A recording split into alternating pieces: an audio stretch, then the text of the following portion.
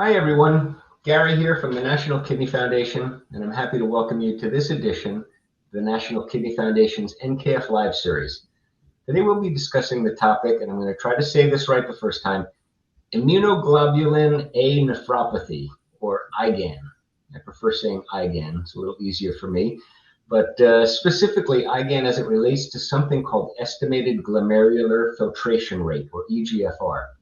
So these are pretty big words, but I'm very lucky to be joined by some people today that I think can help us make sense of some of this stuff. So my guests today include Dr. Rafia Chaudhry. Dr. Chaudhry is a nephrologist or a kidney doctor, and she comes to us from the University of California in San Francisco. We're also joined today by Saira Rodriguez. Saira is a research coordinator. She specializes in working with people that are living with kidney diseases, done a lot of work in the area of IgA nephropathy. And then last but not least, we have Jamila Al-Harizm. Jamila's job is in the medical field. She works as a physician's assistant, but she also happens to be a person living with IgAN, and she's graciously agreed to share her experience with us. So thanks so much for joining me today, you guys. Thank you. Thank you for having us. So, Dr. Chaudhry, let me start with you. Maybe you can help us set the stage here. Can you explain what estimated glomerular filtration rate, or eGFR, is, and how it's used to help us understand the level of a person's kidney disease? Yeah, thank you, Gary. So as you said, pretty big words. So, eGFR, estimated glomerular filtration rate, is really an indirect way of measuring how well a person's kidneys are working. And it's confusing because we say glomerular filtration rate, and yet we're talking about kidneys. So just to explain that a little bit, a glomerulus is a filtering unit in the kidney. And, between the two kidneys, there are around 1 million glomeruli. So they are very small units that kind of clean the blood of waste products. And then we measure the level of a substance in the blood, such as creatinine or cystatin C, which are essentially waste products or byproducts that the body produces and are cleared by the kidney. And these glomeruli, or the filtering units, actually do the job of cleaning the blood. So once we measure those substances, such as creatinine or cystatin C, to name a few, we can actually put that value in a formula that takes into account the patient's or the individual's body type, sex, and age, and that helps us assess the rate at which the kidney is clearing that substance. And if the kidneys are working well, we expect these levels of creatinine or cystatin C to be low in the blood, and therefore the eGFR, the estimated glomerular filtration rate, will be higher because the kidneys are filtering these products well. And if the kidneys are damaged by any disease process and the kidney function declines, then the level of creatinine and cystatin C will be higher, and the eGFR that's calculated will be lower. And that's kind of explaining how we use the eGFR to measure the kidney function test. Okay. All right. Now, Jamila, I have a feeling you're familiar with these tests as somebody that has lived with this for a little while. Can you add anything from your personal experience or your perspective that can help lay people, non-medical people like myself, sort of understand eGFR, and especially for people that are just hearing about this for the first time? Yeah, so I think Dr. Chaudhry explained eGFR perfectly, but in more layman's terms, basically the kidneys are supposed to keep all the good things that your body needs in your body. So if the kidneys are damaged, things like protein, things like blood will show up in your urine. And so that's just another way to think about it. The kidneys, if they're working great, are going to keep everything that your body needs in. But if they get some kind of damage, you're going to start seeing other things leaking out in the urine. Okay. Saira, let me turn to you now for a second. IgA nephropathy. The way that I understand it was explained to me that it's sort of a collection of proteins in the body that normally would fight germs. We call them antibodies. So that's a good thing. But in this case, they end up collecting in the kidneys and affecting their ability to filter the waste. Does that sound about right? That is correct, Gary. Yes, and those are one of the main things that we do look at when we are checking for eGFR, is to see how well your kidney is filtrating your blood. Okay. So Dr. Chaudhry, based on that, can you tell us how eGFR can be used to monitor IgA nephropathy, like it's used to monitor other types of kidney disease? Yeah, eGFR is kind of used to define stages of kidney disease, and there are 5 stages of kidney disease based on how high the GFR is. The more advanced or the more serious stages are stages 4 and 5, for example. In stages 1 and 2, those are actually good. And so one of the things we do as physicians are kind of looking at the individual's eGFR. And as Jamila mentioned, it suggests when the kidney is doing its job of cleaning the body of waste products, the eGFR level should be good. And then also if we see protein or blood in the urine, that also suggests that there could be a disease process that's going on that's affecting the kidney. And similarly, if somebody has been diagnosed with IgA nephropathy over their lifetime, they can have different, fluctuations in both the blood level of the eGFR or the amount of protein or blood in the urine. And those are some of the tests that we can do to kind of monitor how the kidneys are working or the severity or the degree of the IgA nephropathy at any given time. Okay. Thank you. So Jamila, how often would you say that you got your eGFR measured? Was that like every couple of days? Was it once every 3 months? Right. And were there things that happened that would change the frequency? So, were there certain events and they would say, geez, we got to check you every 2 days now, or we don't need to check you for another 6 months. What was your experience with that? Right. So since I have IgA nephropathy, I'm in a clinical trial, I get my eGFR checked maybe every 3 months, so once a quarter. But for someone who has regular normal kidney function, no kidney disease, I would recommend they get their eGFR checked at least once a year, and that is done typically with a physical exam that comes with like checking your cholesterol and your glucose level and everything like that. So right, yeah, so they can do this through sort of normal blood testing, right? When you go to the exactly. When you go see your regular doctor and you go for your annual physical, you can get your eGFR checked along with those other labs that they check. Great. Okay, so go ahead. I'd like to add to that. Thank you, Jamila, for sharing your experience.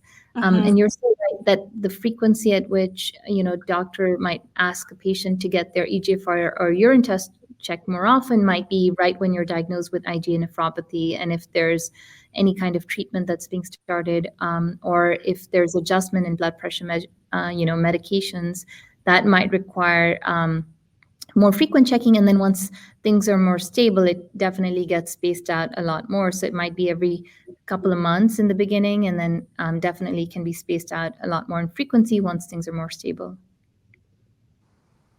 Yeah. Thank you, Dr. Chaudhry. Okay, so the results come back from the blood test. Can you guys talk a little bit more about the difference between interpreting a one-time eGFR number compared to following a trend or repeated measures over time? If it's just continually going up, continually going down, and then also on top of that, what types of things can affect these GFR results? Who wants to take a crack at that one? So, different things can affect eGFR based on what the disease process is, right? So I have IgAN, so whenever I get sick, like with an upper respiratory infection, it can go down. It can go down, but once I get better, it gets better. So definitely getting sick is something with upper respiratory infections is something that can affect eGFR for IgAN patients. Okay. But Dr. Chaudhry, maybe you can speak more about diabetes and hypertension and how those things can also affect eGFR. Yeah, I think, Jamila, you pointed out, right, that trend is key, essentially, in my mind as a physician, I think for all physicians, and that's what I discuss with my patients as well, because eGFR can vary, depending on everyday life, depending on even hydration status. If it's a hot day the body has more insensible, we call fluid loss through sweating, for example. You can have a drop in the eGFR if you get your labs checked that day. It can vary with blood pressure control. So if the blood pressure is very high or low on that specific day when you get your labs checked, there can definitely be a variation. And so if I see there is a sudden change in eGFR for one of my patients that is, different from kind of where their trend has been, I will definitely repeat their blood work, in a week or 2 weeks. And again, trend is key. So essentially, kind of following. Maybe even plotting out a graph is helpful, I find, for patients, because then you're not looking at the tiny blips, which might be up or down, but you're kind of looking at the overall trajectory of the eGFR. Yeah, and so I hate to keep picking on you, Jamila, but I'm going to ask you, describe your experience with getting your results back, because I'm asking as a person that I have not experienced this, but I would imagine that seeing results that were lower than you're expecting could be kind of scary. And how do you react to that? What do you do about it? Do you reach out to your healthcare provider? Do you have other advice for people that are watching this that might find themselves in a similar situation? Right. So my eGFR is always on the higher side. So I'm never really surprised when I get it back because it's always on the higher side. But there was one time when I think I had just been newly diagnosed. It was 6 months after I was diagnosed. And I was really sick. And I actually had like frank blood in my urine. I could see the blood in my urine. So I got in touch with my nephrologist right away. And we got blood drawn, and my eGFR was 63. Normally it's like 100 plus, but it was 63. And so that was really, really scary, but it was the first time that I had gotten sick after the diagnosis. And so we checked the eGFR again in a couple of weeks, and I was back to my 95, 100. So what I would tell people, especially when you get results back that are lower than what you expected, always recheck maybe in a month. Ask to get it rechecked because maybe there might be something situational that is going on at that moment to cause your GFR to be lower. Okay. All right. Great advice. Thank you for that. Yeah. I think you make a really great point about getting in touch with your physician or clinician, because they can be a really great support to guide you, and then also interpreting that result and what might have affected it. And then the timing in terms of when to repeat it, because if it's truly a decline and they kind of notice that trend, that might need some kind of treatment, as opposed to if it's due to some other factor that is just temporary and it improves, that's a very different situation. So that's really great advice to reach out to the physician that you're working with. Mm-hmm. All right, so let me switch over to you, Syra, as a research coordinator. You've been quiet down there for a couple of minutes now, but I wanted to ask you, what other tests are used along with eGFR? At the National Kidney Foundation, I've been here for a long time. I've heard eGFR, or estimated glomerular filtration rate, used to diagnose kidney disease for a long time, but there are other factors, there are other things that you can use to test for this stuff. There's kidney biopsies, there's something called UACR, which I think is urine albumin ratio, 24-hour urine. Can you tell us a little bit more about these different tests and how the eGFR and these other tests differ when it comes to monitoring specifically for IgAN? Correct. Thank you, Gary, for the question. So there are different measurements. For Jamila, in her case, in order to get diagnosed with IgA, biopsy is required.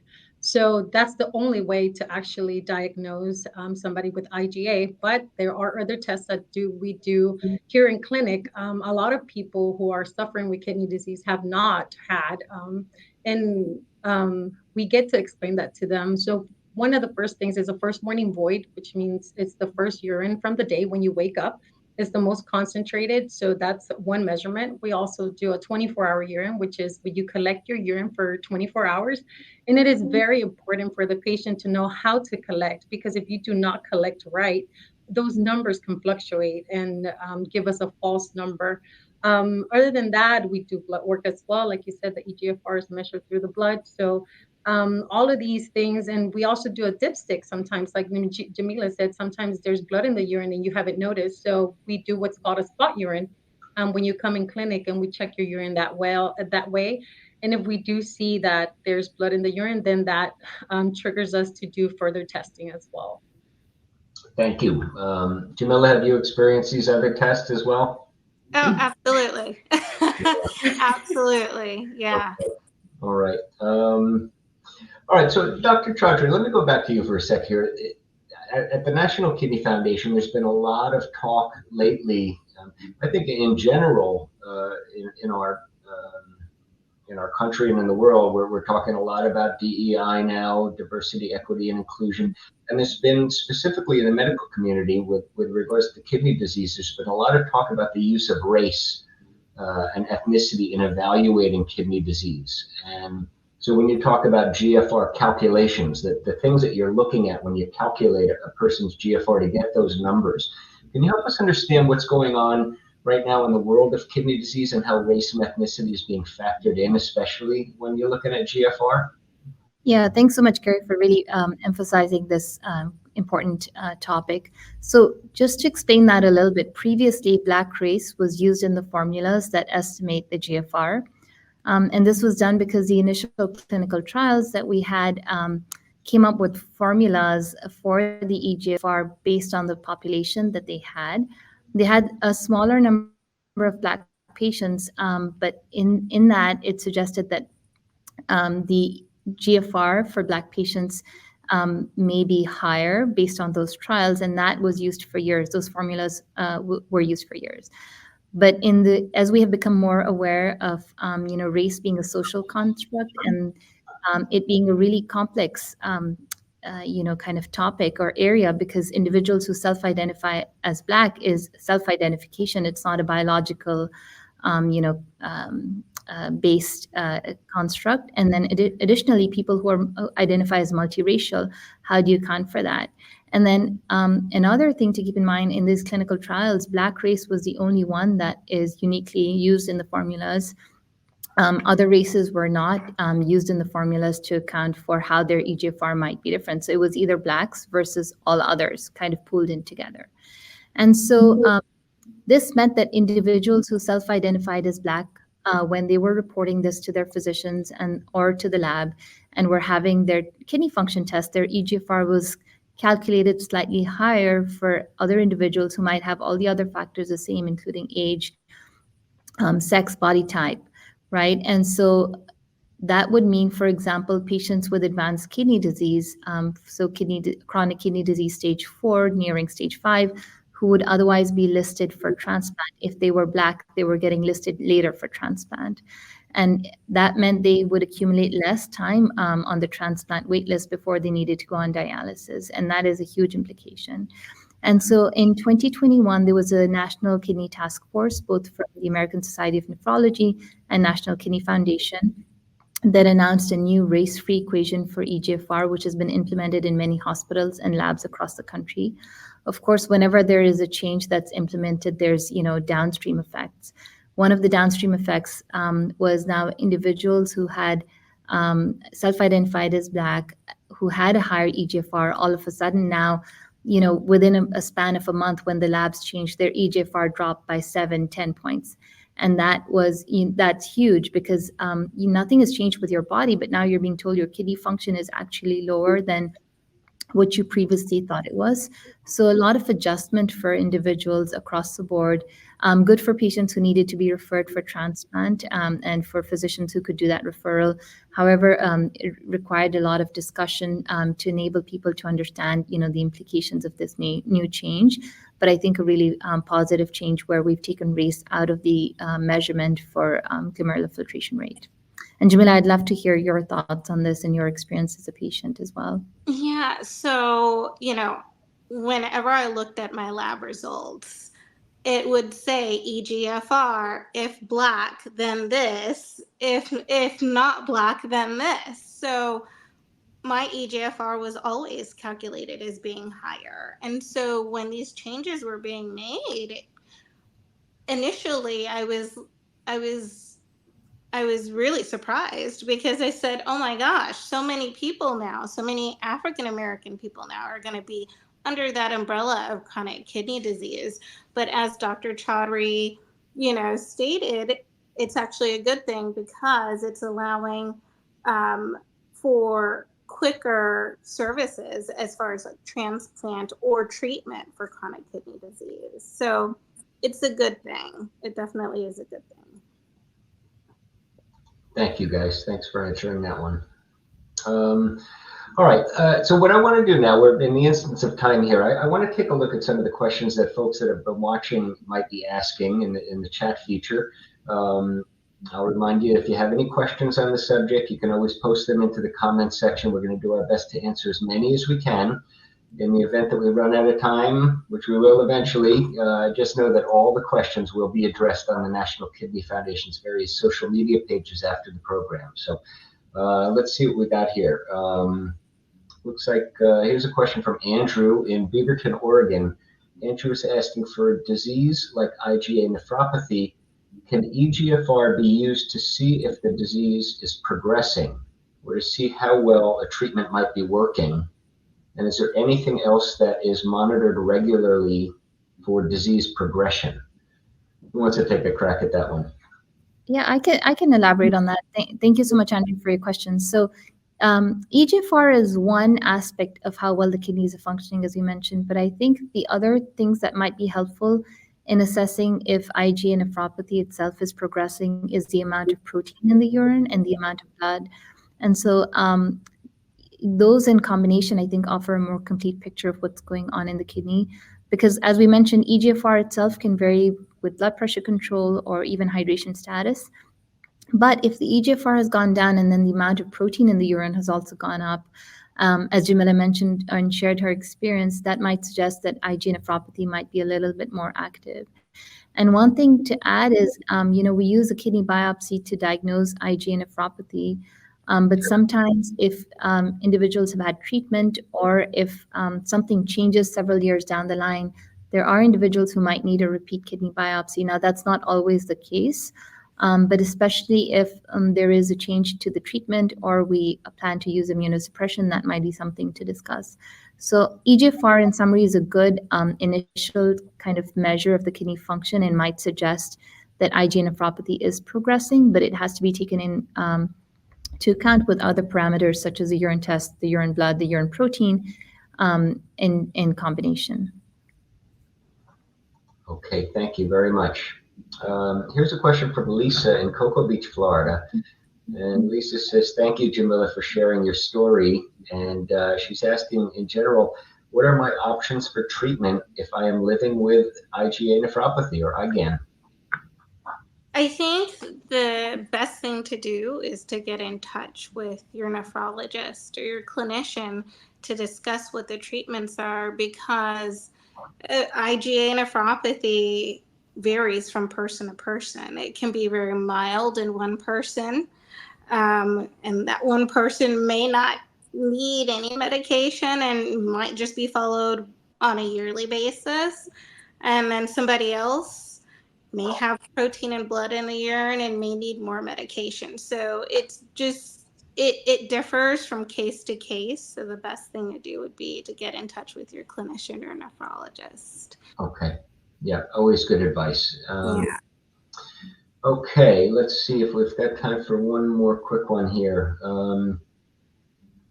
Here's one that says, how important is it for me to get these tests done if I don't have any symptoms? Is it really worth the extra time, the money, the poking? That's a good question, because I know from working at the National Kidney Foundation that kidney disease a lot of times is what we call asymptomatic, right? So you don't really feel any pain. You don't have a stomach ache, you don't have back pain. Sometimes you do, but a lot of times you don't have anything. So can somebody help with that question?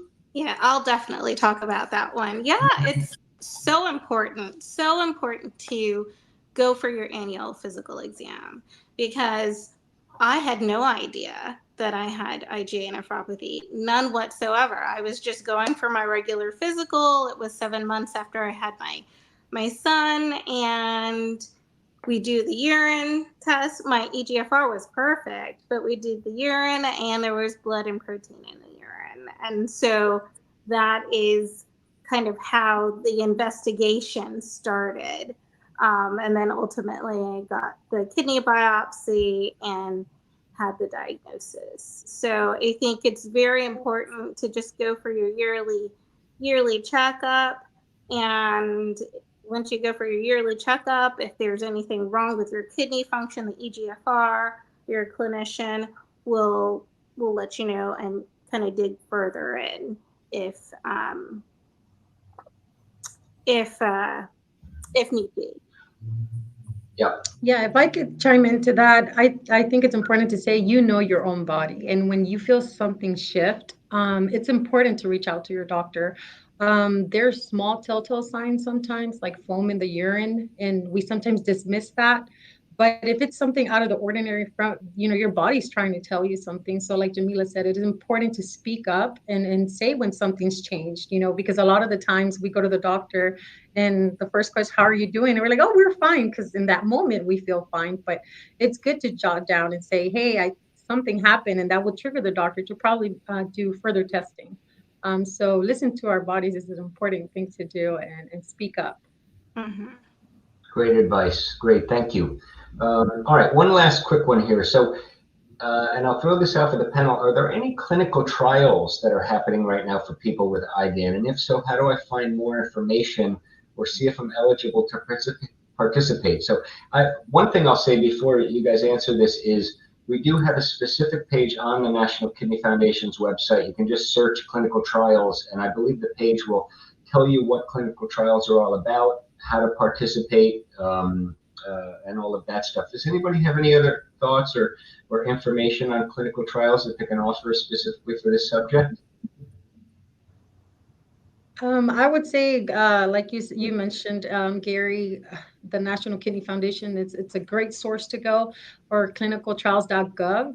Right now, we have so many treatments that will help with your daily schedule. There's infusions, there's sub-Q injections or oral medication, and anything that could help with whatever you feel comfortable with. And it is important to talk to your doctor about it as well. Like you said, everybody's different. Jamila was mentioning not everybody is in the same parameter. Some people have better kidney function than others and might not need such an aggressive treatment. So there's a lot of information out there, and please reach out. We're always happy to give information about treatments. Great. Thank you so much, Sarah. All right, Jamila, I'm going to hand it over to you. I want to end with you just because I wanted you to see if is there any sort of message that you want to say for people that are watching, either newly diagnosed, could be a friend or family member, could be a caregiver. What would you like to say to folks that are watching this? It's a tough subject. It's difficult. It's difficult physically and emotionally. Do you have any parting words? Yes, I do.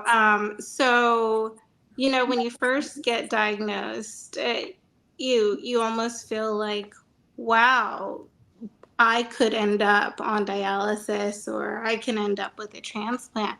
But everyone's story is different.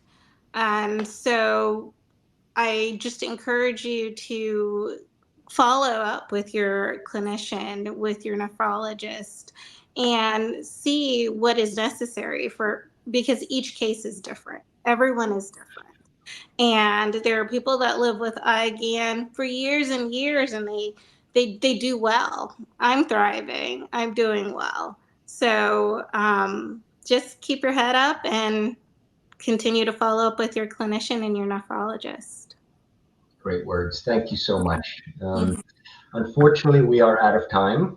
And in case we didn't get around to answering the questions of the folks that are watching today, just please check back on the Kidney Foundation's various social media pages.